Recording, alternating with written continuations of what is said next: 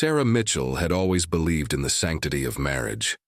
After 12 years with David, she thought she knew everything about the man she'd married in that small church in Charleston, South Carolina. Their suburban life in the outskirts of Atlanta seemed picture-perfect. A 2-story colonial house with white shutters, a manicured lawn, and neighbors who waved from their front porches during evening walks.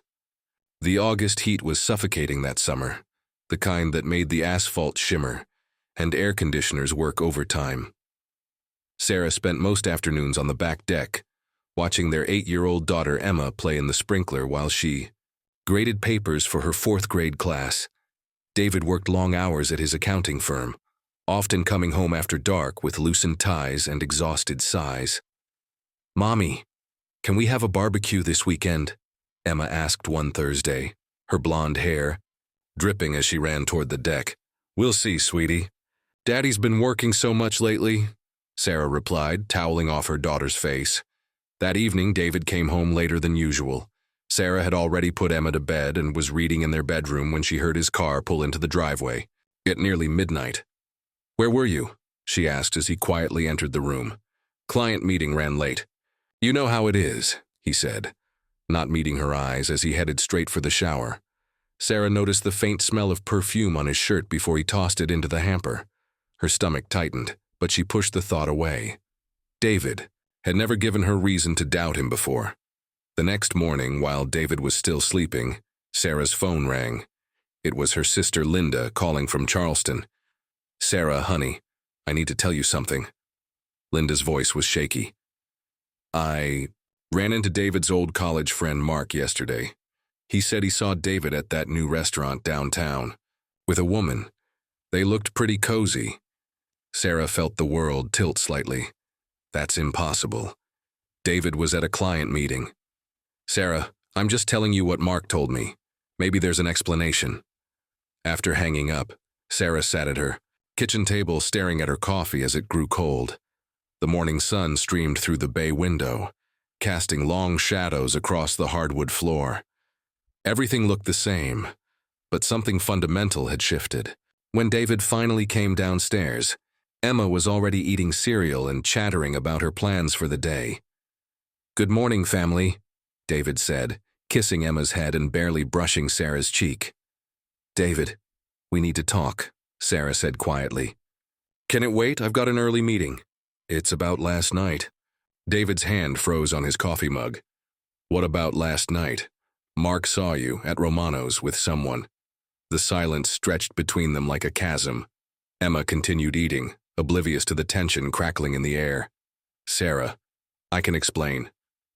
"Not here," she whispered, glancing at Emma. That afternoon, after Emma left for her friend's house, Sarah confronted David in their living room. The space that had once felt warm and inviting now seemed sterile, filled with furniture that suddenly felt like props in a play she no longer wanted to perform in. "Her name is Jennifer," David said, his voice barely above a whisper. "She works at the firm. It's been going on for 3 months." Sarah felt like she'd been punched in the stomach. 3 months? "Sarah, please understand. Things between us have been so routine, so predictable. Jennifer makes me feel alive again." "Alive?" Sarah's voice rose despite her efforts to control. "We have a daughter, David. We have a life together. I know, and I love Emma more than anything, but Sarah, when was the last time we really talked? When was the last time you looked at me the way you used to?" The accusations stung because there was truth in them. They had fallen into a pattern of coexistence rather than partnership. But Sarah had assumed that was normal, part of the evolution of a long marriage. "So instead of talking to me about it, you decided to have an affair?" David ran his hands through his hair. "I never meant for it to happen. It just did." "Affairs don't just happen, David. You chose this." Over the next few weeks, David ended things with Jennifer, or so he claimed. He was attentive, bringing Sarah flowers, suggesting date nights, trying to rebuild what they'd lost. But Sarah couldn't shake the feeling that she was living with a stranger. It was during one of these tense weeks that she really noticed Marcus Thompson, their neighbor from across the street. Marcus had moved in about a year ago after his divorce, a quiet man in his early 40s who worked as a contractor. Sarah, had always exchanged pleasantries with him. Comments about the weather, compliments on his lawn, casual waves when they both checked their mailboxes. But now, as she struggled to find her footing in her own marriage, she found herself looking forward to these brief interactions.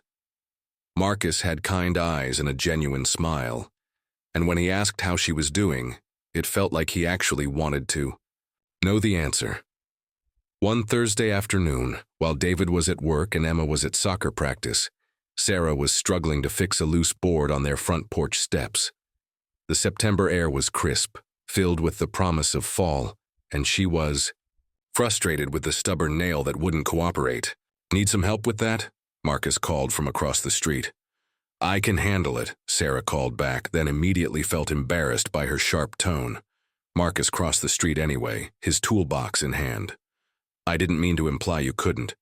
Just thought an extra pair of hands might make it easier." Sarah stepped back, suddenly aware of how she must look.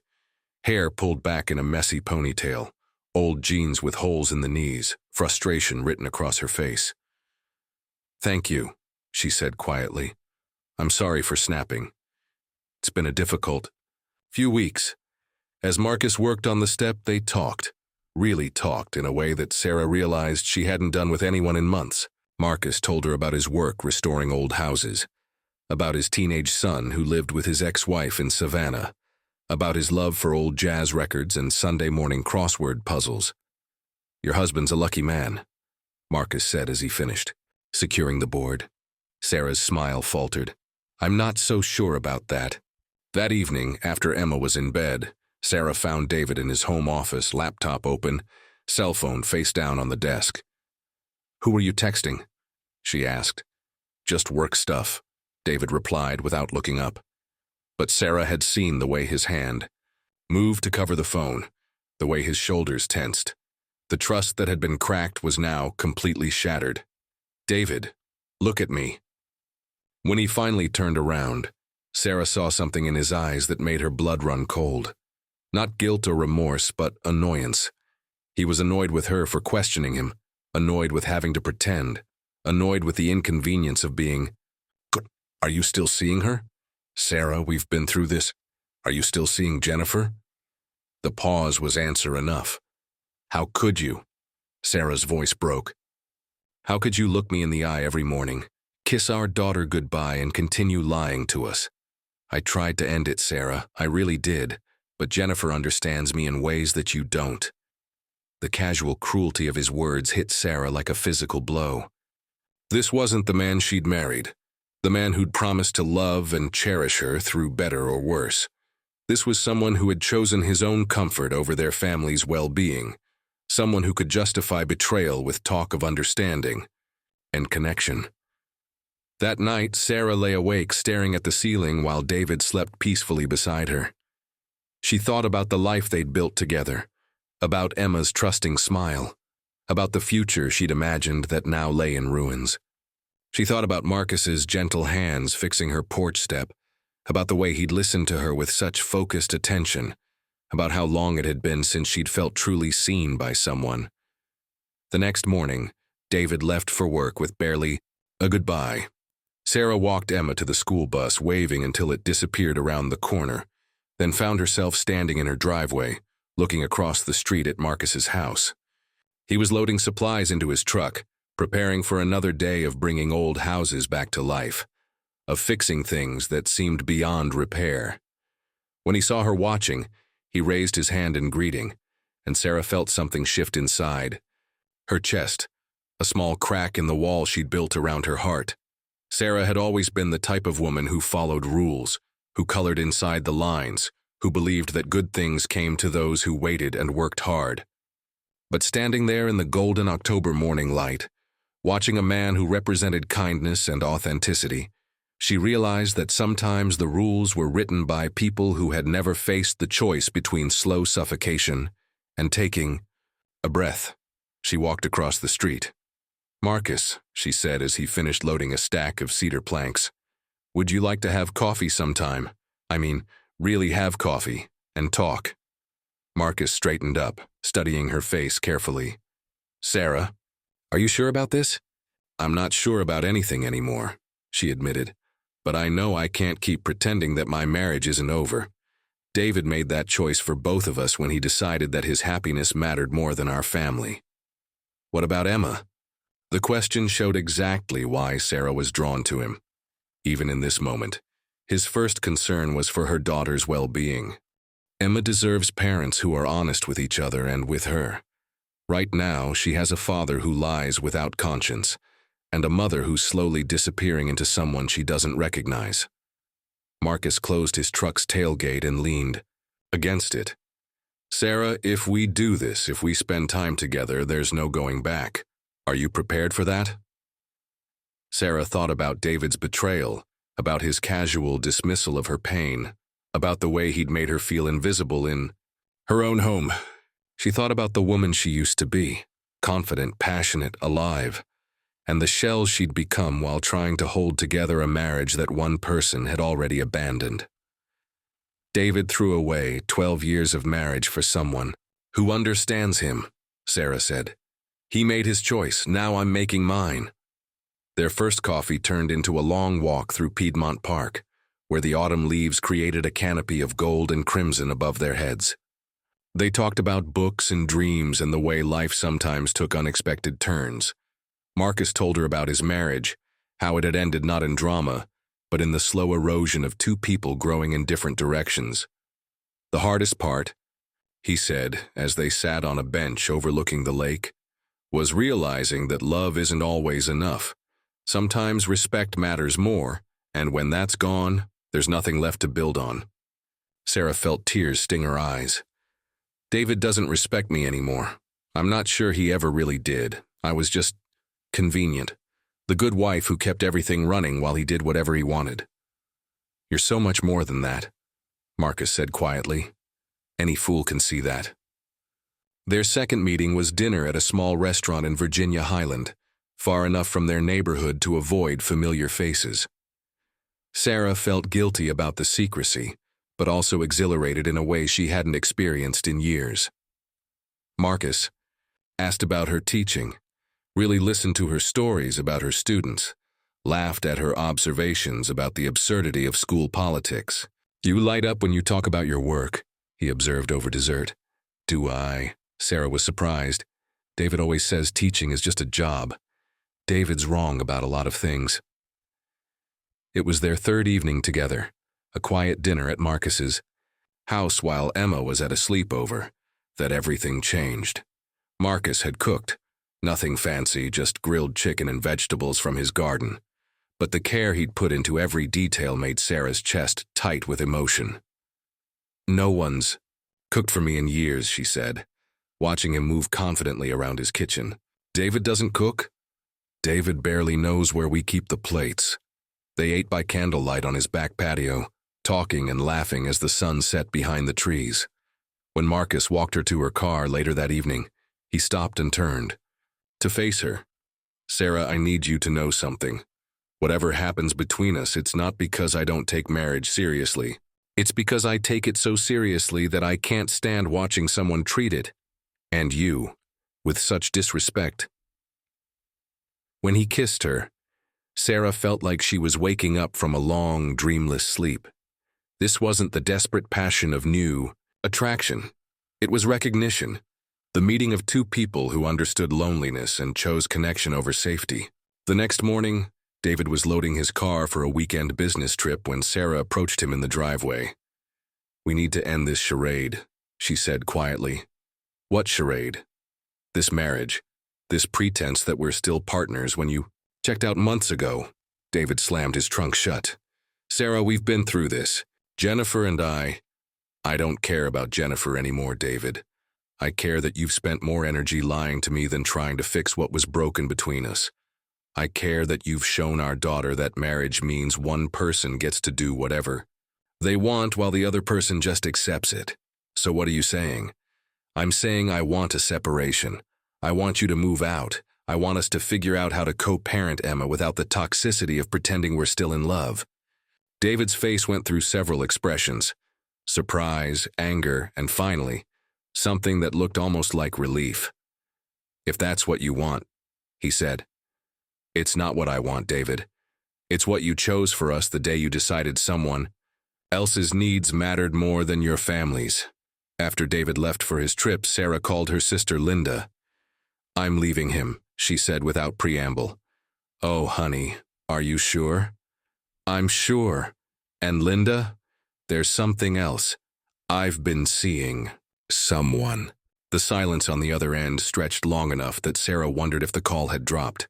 Sarah Elizabeth Mitchell, Linda finally said. Tell me everything. Sarah told her about Marcus, about the way he listened, about feeling valued and respected for the first time in years. But what about Emma? Linda asked. Emma deserves better than watching her parents live a lie. She deserves to see what healthy relationships look like, even if it means some upheaval in the short term. And the neighbors? What will people think? Sarah looked out her kitchen window at Marcus's house, where she could see him working in his garden despite the November chill. People will think what they're going to think regardless. The only opinions that matter are Emma's, and eventually she'll understand that sometimes loving someone means being brave enough to choose truth over comfort. That evening, Emma came home from her sleepover full of stories and excitement. As they made dinner together, grilled cheese sandwiches and tomato soup, Emma's favorite, Sarah tried to find the right words. Sweetheart, you know how Daddy's been traveling a lot for work? Uh-huh. Emma was focused on flipping her sandwich. Well, he's going to be staying somewhere else for a while. Daddy and I need some time to figure some things out. Emma looked up, her eyes serious. Are you getting divorced like Katie's parents? Sarah's heart clenched.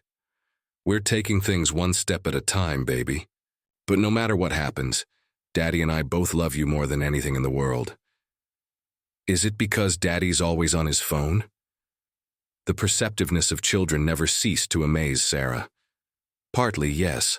Sometimes grown-ups forget how to talk to each other, and we need space to remember. Will you be sad? Sarah pulled Emma into a hug, breathing in the familiar scent of her daughter's shampoo. Sometimes I'll be sad, yes, but I'll also be okay. We'll be okay. That night, after Emma was asleep, Sarah walked across the street. Marcus answered his door in flannel pajama pants and an old college t-shirt, his hair rumpled from reading on the couch. I told David I want a separation, she said. Marcus stepped aside to let her in. How do you feel? Terrified, relieved, guilty, free. Sarah sank onto his couch. Is it possible to feel all of those things at once? I think it's impossible. Not to, Marcus said, sitting beside her. Sarah, I want you to know that whatever happens with us, you made the right choice. You can't live your life trying to fix someone who doesn't want to be fixed. What if I'm making a huge mistake? What if Emma hates me for breaking up our family? Emma's going to see her mother choosing self-respect over settling. She's going to learn that love doesn't mean accepting mistreatment. Those are pretty valuable lessons. They talked until nearly midnight, about the challenges ahead, about co-parenting and custody arrangements, about the difference between being alone and being lonely. When Sarah finally returned home, she felt something she hadn't experienced in months. Hope. The divorce proceedings were civil but emotionally exhausting. David moved into a downtown apartment and began seeing Jennifer openly, which somehow hurt less than Sarah had expected. The pain of betrayal had been replaced by the clarity of truth. Emma adjusted better than Sarah had dared hope. She spent weekends with David, who, freed from the burden of deception, proved to be a more engaged father than he'd been a husband. She also grew to appreciate Marcus's quiet presence in their lives, his patience with her questions about his work, his willingness to help with homework without taking over. Mom, Emma said one spring evening as they worked in the garden Sarah had decided to plant, are you happier now? Sarah paused in her weeding, considering the question seriously. I think I'm more myself now, if that makes sense. Sometimes, being happy isn't about having everything be perfect. Sometimes it's about being honest about what you need and brave enough to make changes. Do you love Marcus? The question caught Sarah off guard, but she realized she didn't need to think about the answer. Yes, I do. Is that okay with you? He's nice to you, Emma said simply. Daddy was always checking his phone when you talked. Marcus actually listens. 6 months after her divorce was finalized, Sarah stood in her backyard watching Marcus teach Emma how to build a birdhouse. The afternoon sun slanted through the oak trees, creating patterns of light and shadow across the grass. David had called earlier to confirm his weekend plans with Emma, and for the first time, the conversation had been completely free of tension or subtext. Sarah thought about the woman she'd been a year ago, trapped in a marriage that existed only on paper, diminished by constant betrayal, afraid to admit that her life wasn't working. She thought about the choice she'd made, not just to leave David, but to choose herself, to choose honesty, to choose the possibility of real partnership over the security of familiar dysfunction. Marcus looked up and caught her watching them, his smile warm and uncomplicated. In his eyes, Sarah saw herself reflected as she truly was, not perfect, but worthy of respect and genuine affection. She saw a future built on truth rather than convenience, on mutual support rather than one-sided. Sacrifice. "Mom, come see," Emma called, holding up the small wooden house they'd constructed. "It's for the Cardinals." Sarah walked over to admire their handiwork, Marcus's arm settling naturally around her shoulders. Emma chattered excitedly about which tree would be the best location for their birdhouse, and Sarah felt a deep sense of contentment settle over her. She had learned that betrayal, while devastating, didn't have to be the end of the story. Sometimes it was the catalyst that forced you to examine what you'd been accepting, what you'd been settling for, what you truly deserved. David's infidelity had broken their marriage, but it had also broken Sarah free from a life that was slowly erasing her. The affair with Marcus hadn't been revenge. It had been recognition. Recognition that she was worth more than crumbs of attention and half-hearted commitment. Recognition that love should enhance rather than diminish, support rather than suffocate, celebrate rather than merely tolerate. As the sun set behind the trees and Emma ran inside to wash her hands before dinner, Marcus pulled Sarah closer. "Any regrets?" he asked quietly. Sarah thought about the question seriously, considering all the upheaval and uncertainty, all the difficult conversations and sleepless nights, all the moments of doubt and fear. "Only that it took me so long to realize I deserved better," she said finally. "We find our way when we're ready," Marcus replied. "The important thing is that you found it." That evening, as Sarah tucked Emma into bed, her daughter looked up, at her with David's blue eyes but her own determined expression. "Mom, when I grow up, I want to marry someone who pays attention when I talk." Sarah kissed her daughter's forehead, thinking about the lessons learned and the patterns broken, about the courage it takes to choose truth over comfort, and the grace required to build something new from the ashes of what came before. "That's exactly what you should do, sweetheart. Never settle for anything less." Outside, she could hear Marcus loading his tools into his truck, getting ready for another day of restoration work. In the morning, he would take something broken and make it whole again, just as Sarah was learning to do with her own life, one careful, deliberate choice at a time.